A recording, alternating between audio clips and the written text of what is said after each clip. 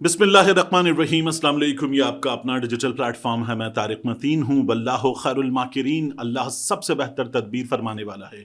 वही बचाएगा मेरे देश को बलाओं से, जो बारिश में शजर से घोंसला गिरने नहीं देता, क्योंकि उसकी तदबीर तमाम तदाबीर की इमाम है। साद रिजवी के मामले पर, अनस रिजवी के मामले पर, लब्बैक के मामले पर अज़मा बुखारी साहिबा ने प्रेस कॉन्फ्रेंस की, हुकूमत पंजाब की प्रेस कॉन्फ्रेंस।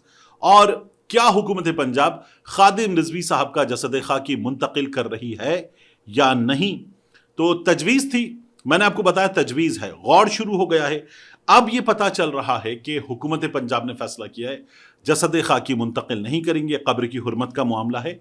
खबर यह है कि वहां पर पुलिस की मुस्तकिल ड्यूटी लगेगी और यह बताया गया कि वहां चंदा नहीं जमा करने देंगे। और अज़मा बुखारी साहिबा ने फिर उनके खिलाफ जो क्रैकडाउन है, पाबंदी है, मुख्तलिफ चीज़ें हैं, उसकी वजह से चीज़ें सामने रखना शुरू की और कहा कि 95 बैंक अकाउंट्स और मसरूका गैर मसरूका जायदाद सील कर दी गई है। अब ये मसरूका गैर मसरूका, इसको शायद वो मनकूला गैर मनकूला कहना चाह रही थी, क्योंकि मसरूका और गैर मसरूका तो बहुत ही अजीब मामला है। देखिए, मैं आपको बता देता हूँ, मसरूका चोरी शुदा है, तो चोरी शुदा गैर चोरी शुदा सील नहीं की जाती। मनकूला जो मुंतकिल की जा सके और गैर मनकूला जो मुंतकिल ना की जा सके, उसको सील किया जाता है। घर है, मुंतकिल नहीं किया जा सकता, तो फिजिकली उठा के कहीं और नहीं रखा जा सकता, तो उसको सील किया जाता है। तो अज़मा बुखारी साहिबा जो बता रही थी, उसमें मैं आपको मजीद बता दूं कि उन्होंने ये कहा कि मजहबी जमात की लीडरशिप को 3 टियर में तकसीम किया गया है, क्रैकडाउन चल रहा है। और अज़मा बुखारी साहिबा ने यह कहा कि अब मुरीद के ऑपरेशन में 3 सिविलियंस की शहादतें, जबकि 48 जख्मी हुए। 118 पुलिस अहलकार गोलियों से जख्मी हुए।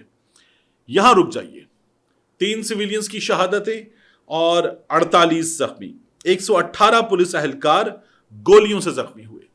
यह खबर देखिए रोजनामा जंग की, यह तमाम अखबारात में उस रोज मौजूद थी, क्योंकि यह पुलिस की तरफ से बनी बनाई खबर प्रेस रिलीज की शक्ल में दी गई थी।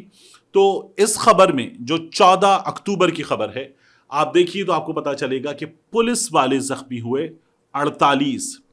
यहां अज़मा बुखारी साहिबा आज कह रही हैं कि वो पुलिस वाले जो गोलियों से जख्मी हुए, उनकी तादाद कितनी है?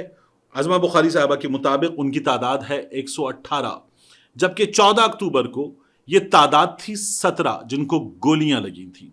तो गवर्नमेंट ऑफ पंजाब क्या बताना चाह रही है? अब उसके बाद भी क्या लोग जख्मी हुए हैं? पुलिस ने वाकई के बाद जो हमें नंबर दिया, वो नंबर था 48 पुलिस वाले जख्मी, 17 को गोलियां लगी। आज अज़मा बुखारी साहिबा बता रही हैं 118 पुलिस वाले ऐसे हैं जिनको गोलियां लगी हैं। यह बड़ी हैरानकुन बात है। पुलिस ने बाकायदा तौर पर गन शॉट लिखा हुआ था, और जो नंबर पुलिस वालों का था, जख्मियों का, वो नंबर अज़मा बुखारी साहिबा आज हमें बता रही हैं तादाद के एतबार से शहरियों का। फिर उसके बाद अज़मा बुखारी साहिबा ने यह कहा कि 8 पुलिस वैन्स असलहे समेत पुलिस से छीनी गई। ये नंबर कभी भी नहीं आया 8 पुलिस वैन्स का। फिर वो कहती हैं उसी असलहे से पुलिस वैन्स पर हमला किया गया। ईंटों से भरी हुई ट्रॉलियों की मदद से पुलिस पर हमला किया गया। एक ट्रॉली थी, उस ट्रॉली के अंदर पुलिस वाले, लब्बैक वालों ने बाकायदा यरगमाल बनाकर बिठा लिए थे, लेकिन ईंटों से भरी हुई ट्रॉलियां जो हैं वो उस रोज कहीं रिपोर्ट नहीं हुई थी। फिर उन्होंने कहा कि मजहबी जमात का सोशल मीडिया सेल आज भी प्रोपेगेंडा कर रहा है। सुथरा पंजाब की गाड़ियों को छीना गया, उन पर सफर किया। रेस्क्यू 1112 की गाड़ियां भी छीनी गई। अमले को तशद्दुद का निशाना बनाया गया। सेफ सिटी के कैमरे तोड़ दिए गए ताकि सबूत जमा ना हो सके। तमाम हमलों की बाकायदा फुटेजेस भी मौजूद है। शादरा में भी पुलिस अहलकार पर तशद्दुद की वीडियो मौजूद है। गजा और फलस्तीन को आज़ादी दिलवाने के नाम पर लोगों को तशद्दुद का निशाना बनाया गया। साद रिजवी के घर के बारे में कहती हैं कि 1 किलो 920 ग्राम यानी कि 2 किलो ही हो गया, ये सोना निकला। 898 ग्राम चांदी निकली, 28 सोने के कंगन, और ये सब कुछ मजहबी जमात के रहनुमा के घर से मिला। ब्रांडेड घड़ियां मिली। और फिर उसके बाद उन्होंने कहा कि इर्द गिर्द बेनामी जायदादें खरीद रखी थी। वफादारों की एक टीम जमा की गई और उनके लिए रिहाइश गाह का बंदोबस्त भी किया गया। ये तमाम इल्जामात पहले भी लगाए गए हैं। انہوں نے کہا کہ کوئی بھی مسجد مسمار نہیں کی جا رہی، مذہبی جماعت کی تمام مساجد کو اوقاف کے حوالے کر دیا جائے گا۔ یہ کارروائی کسی مخصوص مذہبی گروہ کے خلاف نہیں کی جا رہی، یہ کارروائی ایک مخصوص مائنڈ سیٹ کے خلاف ضرور کی جا رہی ہے۔ اور پھر اس کے بعد انہوں نے 223 مدرسے، جیو ٹیگنگ اور جو حکومت کے اقدامات وغیرہ ہیں ان کے حوالے سے بات کی ہے۔ میں آپ کے سامنے ایک بار پھر عرض کروں، یہ جو نمبرز کا فرق ہے کہ گولیاں کتنی ماری گئیں، کیا ہوا، یہ بہت بڑا فرق ہے۔ پھر اس کے بعد لبیک کے لوگ ابھی تک یہ بتا رہے ہیں کہ جو لوگ جان سے گئے ان کی تعداد بہت زیادہ ہے۔ میں آپ کو پھر بتا دوں، گورنمنٹ نے مانا 3 شہری شہید، ڈراپ سائٹ نیوز نے بتایا کہ جاں بحق ہونے والے شہریوں کی تعداد 9، ایک پولیس کے اہلکار شہزاد نواز جھمٹ صاحب، اور لبیک والے کہہ رہے ہیں جاں بحق ہونے والے، شہید ہونے والے شہریوں کی تعداد سینکڑوں میں، سینکڑوں 150 بھی ہے، سینکڑوں 400 بھی ہے، سینکڑوں 700 بھی ہے۔ تو لبیک والے اپنے دعوے کے حق میں ثبوت لے کر آئیں گے تو بات بنے گی، اس کے بغیر بات نہیں بنے گی۔ لیکن عظمہ بخاری صاحبہ جو بتا رہی ہیں اس نمبر میں کتنا بڑا فرق ہے، پولیس نے جو بتایا اور اب جو پتا چل رہا ہے، زمین آسمان کا فرق ہے۔ پھر ایک اور چیز ہمارے سامنے ہے سعد رضوی وغیرہ کے بارے میں۔ یہ جو 14 اکتوبر کی میں آپ کو پولیس کی پریس ریلیز پر بنی ہوئی خبر دکھا رہا ہوں، اس کے مطابق ٹریس کر لیا گیا ہے اور زخمی اگر ہیں تو علاج کروایا جائے گا، اور ایک دن کی بات ہے کہ گرفتار کیا جا سکتا ہے۔ اس 14 اکتوبر سے آج ہم 1 ہفتہ پلس پر آ چکے ہیں، ابھی تک یہ گرفتاری جو کسی بھی وقت ہو سکتی ہے نہیں ہوئی ہے۔ پہلے ٹریس کر لیا گیا ہے اور کہاں ہے نہیں بتایا گیا تھا، اب ٹریس کر لیا گیا ہے اور آزاد کشمیر پہنچ چکے ہیں۔ آزاد کشمیر میں انتظامیہ سے تعاون کی درخواست کی گئی ہے۔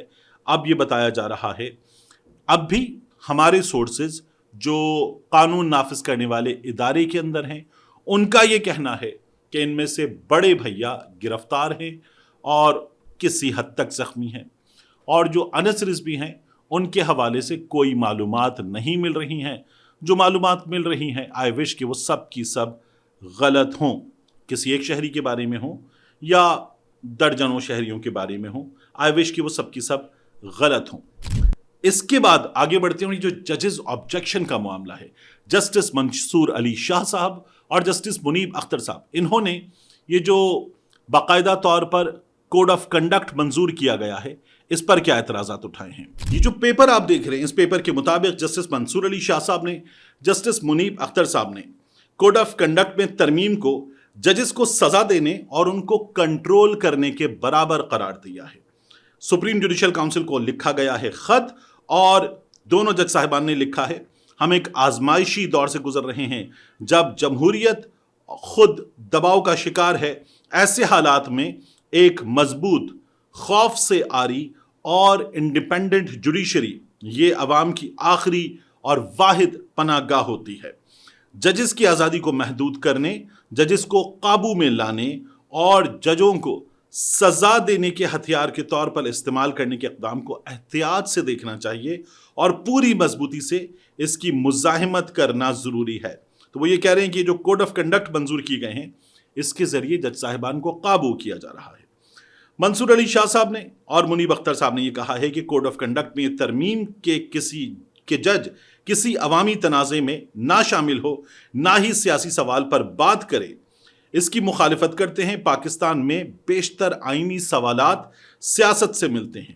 موسمیاتی تبدیلی یا صنفی حساسیت کے معاملات بھی عوامی تنازع یا سیاسی سوال بن سکتے ہیں۔ اس قسم کی مبہم ترمیم کی منمانی تشریح کر کے اس کو ججز کے خلاف ہتھیار کے طور پر استعمال کیا جا سکتا ہے۔ تو جو منصور علی شاہ صاحب نے اور منیب اختر صاحب نے لکھا ہے، وہ یحییٰ آفریدی صاحب نے اور باقی جج صاحبان نے جو کوڈ آف کنڈکٹ منظور کیا ہے اس پر ان کا اعتراض ہے۔ اور میری ماہرین قانون سے جو بات ہوئی، جتنا ہم نے اس کو پڑھا، سمجھا اور ان کے رد عمل کو دیکھا، تو سب متفق ہیں کہ باقاعدہ طور پر اس میں پرخاش نظر آتی ہے۔ یعنی منصور علی شاہ صاحب کا تو معاملہ تھا نا کہ انہیں بیرون ملک کسی تقریب میں جانا ہے تو یحییٰ خان صاحب نے منع کر دیا۔ یہ ذاتی پرخاش بھی کہ اگر بلایا ہے کسی کو تو جس نے آپ کو بلایا ہے اس کو لکھیں کہ میرے چیف جسٹس سے آپ بات کریں. ایسا لگتا ہے جیسے اسکول نہیں ہوتا, اسکول میں باقاعدہ طور پر بچوں کو بتایا جاتا ہے اور پھر والدین سے بات کی جاتی ہے. یہ کچھ اس طرح کا معاملہ ہے. آپ نے جج صاحبان کو کیا سمجھ لیا ہے؟ یعنی یہ جج صاحبان ہیں سپریم کورٹ کے, ان کا ایک چیف جسٹس ہے, اس کی کچھ رسپانسبلٹیز چیف جسٹس ہونے کے ناطے ہیں, وگرنہ بطور جسٹس یہ تمام کے تمام برابر ہیں. یہ کوئی کسی کا ماتحت نہیں ہے. اسی لیے آپ عدالت میں ان کے بیہیویئر میں دیکھ لیتے کہ یہ ایک دوسرے کو باقاعدہ طور پر روک دیتے ہیں, اپنی بات مکمل کرنے کی بات کرتے ہیں, اور یہ نہیں ہوتا کہ کوئی کسی دوسرے کو ڈکٹیٹ کر سکے. ان کی حیثیت برابر ہے. لیکن یہ کوڈ آف کنڈکٹ جو ہے باقاعدہ طور پر کنٹرول کرنے والی چیز ہے. یہ ماہر ترین وکلا بھی مانتے ہیں. اس کے بعد معاملہ بہت اہم ہے. خواجہ آصف صاحب نے افغانستان اور پاکستان کے درمیان جو صورتحال ہے, اس صورتحال میں عرب نیوز کو انٹرویو دیا ہے, اور خواجہ صاحب نے یہ پہلی بار باقاعدہ طور پر اعلانیہ کہہ دیا ہے کہ پاکستان نے اپنے طیاروں کے ذریعے کابل میں اہداف کو نشانہ بنایا ہے. یہ بات کہ پاکستان نے یہ کیا, کابل میں جا کر نشانہ بنایا, یہ وہاں سے کہی جا رہی تھی اور ہم نے کہیں بھی یہ بات تسلیم نہیں کی تھی. آپ دیکھیے کہ حذیفہ رحمان صاحب کرن ناز صاحبہ کے پروگرام میں تھے, اور جب انہوں نے بڑا جھجکتے ہوئے سوال کیا کہ یہ ہم نے ہٹ کیا ہے, تو انہوں نے کہا کہ ہاں وہ افغانستان کا تو الزام ہم پر ہے, اور جس کسی کا بھی ہم پر الزام ہے کہ ہم نے کیا ہے, تو ہم نے اگر کیا ہے تو ہم یہ کہتے ہیں کہ آپ کے ہاں سے ہمارے ہاں باقاعدہ طور پر حملہ کیا گیا, آپ کی سرزمین کو ہماری سرزمین پر باقاعدہ طور پر حملہ کرنے کے لیے استعمال کیا گیا, اور امن دشمن جو ہماری سرزمین کے امن کے دشمن ہیں وہ آپ کے ہاں پناہ لے کر بیٹھے ہیں, تو ہم ان کو نشانہ بنائیں گے. اب اس کیس کو ایسے ہی رکھیے, میں سمجھتا ہوں کہ ٹھیک کیا, مگر اس کیس کو ایسے ہی رکھیے اور پھر انڈیا پر لے جا کر اپلائی کیجیے. انڈیا آپ سے یہی بات کرتا ہے کہ ہم نے آپ کے ہاں کارروائی کی ہے, کچھ عناصر ہیں ان عناصر کے خلاف کارروائی کی ہے, آپ کے خلاف تو کارروائی نہیں کی, آپ کے شہریوں کے خلاف تو کارروائی نہیں کی. یہ انڈیا ہم سے کہتا ہے, اور ہم کہتے ہیں کہ ہم ایک سوورن ملک ہیں, آپ ہمارے خلاف کارروائی نہیں کر سکتے. یہاں افغانستان کا کہنا یہی ہے. افغانستان کے کیس میں بطور شہری, پاکستان کا شہری, یہ سمجھتا ہوں کہ وہاں سے مسلسل عناصر آتے ہیں پاکستان میں, خاص طور پر خیبر پختونخوا میں. انہوں نے بڑے حملے انجام دیے ہیں, انہوں نے امن دشمنی میں انتہا کی ہے. اے پی ایس وہاں سے آنے والے عناصر نے کیا ہے, بڑے بڑے حملے کیے ہیں, فوجی مراکز پر, پولیس مراکز پر, عام شہریوں پر, مساجد پر, امام بارگاہوں پر انہوں نے حملے کیے ہیں. اور ان حملوں کے معاملے میں افغانستان میں چونکہ جس طرح کی حکومت ہے اس حکومت کا کنٹرول نہیں ہے, پاکستان نے وہاں جواب دیا ہے. میرا باعث میری فورسز کے ساتھ ہے, میرا باعث میرے ملک کے ساتھ ہے, اور میں کہوں گا ٹھیک کیا ہے. ان دا سیم مینر جب آپ افغانستان کے ساتھ یہ کرنے کے بعد بات کریں گے نا انڈیا کی, تو انڈیا کے لوگوں کا باعث انڈیا کی حکومت کے ساتھ ہوتا ہے, اور انڈیا کی حکومت کہے گی ہم آپ کیا کر رہے ہیں. تو اس کیس میں ہم ٹھیک ہیں. ہم جو انڈیا کو بتا رہے ہیں, انڈیا عالمی برادری کو یہ بتا رہا ہے کہ ہم نے یہی تو کیا تھا. ظاہر ہے کہ ہمارا پہلا موقف یہ ہے کہ آپ ہمیں ثبوت دیجئے کہ وہ ایلیمنٹس جنہوں نے آپ کی سرزمین پر پہلگام کیا, پٹھان کوٹ کیا, یا کوئی اور حملہ کیا, وہ پاکستان سے آئے تھے, پاکستان سے تعلق رکھتے تھے, ہم نے بھیجے تھے. تو پھر وہ کہتے ہیں وہ آپ کا ایک آدمی ہے 3 بار کا وزیر اعظم نواز شریف, اس نے باقاعدہ طور پر انٹرویو دیتے ہوئے سرل المیڈا کو یہ بات کی ہے. تو وہ ہمارے منہ پر وہ چیز آپ کے نواز شریف صاحب کا خواجہ صاحب جملہ مار دیتے ہیں کہ یہ لیجئے, یہ آپ لوگوں نے کیا ہے. تو کیس اس جگہ تھوڑا سا ہمارا خراب ہو جاتا ہے. بٹ میرا باعث اپنے ملک کے ساتھ ہے, میرا باعث اپنی فورسز کے ساتھ ہے. مجھے اپنی فورسز سے یہ شکایت کہ یہ سیاست میں آتی ہیں, اپنی اسٹیبلشمنٹ سے یہ شکایت, اپنے جرنیلوں سے کہ اس سیاست میں آتے ہیں, آ کر کسی کو نشانہ بناتے ہیں, غلط کرتے ہیں, نادرا سنبھالنا, پی ٹی سی ایل سنبھالنا, اس کے بعد ایویشن کا محکمہ سنبھالنا, دیگر محکمہ سنبھالنا, تمام سویلینز کو سائڈ پہ کر کے ان کا کام نہیں ہے, اور یہ آ کر حکومتیں سنبھال لیتے ہیں. مجھے وہ شکایت ہے, وہ شکایت رہے گی, مگر میرا باعث پھر بھی جب پاکستان سے باہر کے معاملات ہوں گے تو میری فورسز کے ساتھ ہوگا. اب اس کے بعد بہت عام معاملہ ہے، آخری چیز، BCCI اور ACC کا معاملہ، board for control of cricket in India, BCCI اور ACC کا معاملہ. یہ ابھی ہوا تھا ایشین کرکٹ کاؤنسل کے انڈر، محسن نقوی صاحب اس کے سربراہ ہیں، جو ایشیا کپ جس میں ہم انڈیا سے 3 بار ہارے. ہم انڈیا سے پہلا میچ ہارے، پھر ہم انڈیا سے راؤنڈ میچ ہارے، پھر ہم انڈیا سے فائنل ہارے. تو ہم انڈیا سے 3 بار ہارے. انڈیا نے کہا ہم ٹرافی نہیں لیں گے اس آدمی سے جو محسن نقوی ہے، اس سے ہم ٹرافی نہیں لیں گے. ہم نے کہا نہیں لیتے ٹرافی تو جاؤ نہ لو، دال فین. یہ ہم نے ان کے ساتھ کر دیا تھا. اب انہوں نے پروٹیسٹ کیا، بات کی، BCCI نے اس روز بتایا، ہم نے کہا نہیں دیتے ٹرافی، تمہیں ٹرافی نہیں چاہیے. اب وہ ٹرافی مانگ رہے ہیں، انہوں نے کہا ہے تو پاکستان نے کہا اور لے لو ٹرافی، اپنا ایک پلیئر نومینیٹ کرو، رکھ لیتے ہیں دوبارہ سیریمنی، اس سیریمنی میں تمہیں ٹرافی دیں گے. یہ ممکنہ طور پر نومبر کی 10 کے آس پاس ہو سکتی ہے. اب وہ ٹرافی لینے آئیں تو دوبارہ محسن نقوی صاحب سامنے موجود ہو سکتے ہیں اور وہ ٹرافی ان کو دے سکتے ہیں، یا ہم بھی ایک نمائندہ بھیج دیں اور کہیں کہ لے لو یہ ٹرافی. تو یہ ٹرافی اب بھارت کو چاہیے اور وہ لے لے گا. میرا یہ خیال ہے کہ انہوں نے ہمیں 3 بار ہرا دیا تھا، ان کے لیے کافی ہونا چاہیے تھا.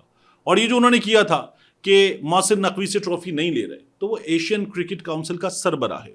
ہمارے ہاں یہ کہ وہ اسٹیبلشمنٹ کا لایا ہوا ہے اور وہ میرٹ پر PCB کا سربراہ نہیں ہو سکتا، وہ باقاعدہ اسٹیبلشمنٹ کا آدمی ہے، سیاسی ہے، غیر سیاسی ہوتے ہوئے سیاسی ہے. یہ ہمارا انٹرنل میٹر اور انٹرنل شکایت ہے. لیکن وہ ACC کا سربراہ ہے اور ACC کے انڈر ٹورنامنٹ تھا تو ان کو اسی سے ٹرافی لینی تھی. اب بھی یہ ٹرافی ACC کے سربراہ سے یا اس کے نمائندے سے ہی لینی ہوگی. جس طرح کا معاملہ تھا اسی طرح سے چلے گا. آپ جیت چکے تھے، آپ نے وہیں اچیو کر لیا تھا جو آپ کو اچیو کرنا تھا. اس کے بعد یہ حرکت احمقانہ ہے، بچکانہ ہے، بے وقوفانہ ہے. یہ آپ کو کرنی نہیں چاہیے تھی لیکن آپ نے کی تھی. اب پھر دوبارہ ٹرافی مانگنے آ گئے ہیں آپ، تو مانگ لیجئے، مل جائے گی. لیکن حرکت چھوٹی تھی. اسپورٹس مین اسپرٹ بہت بڑی چیز ہے، اس سے بالکل ہٹ کر ایک گھٹیا حرکت کی گئی تھی. تو ٹرافی آپ کو مبارک، لے لیجئے. ملتے ہیں انشاءاللہ آپ سے اگلی ویڈیو میں.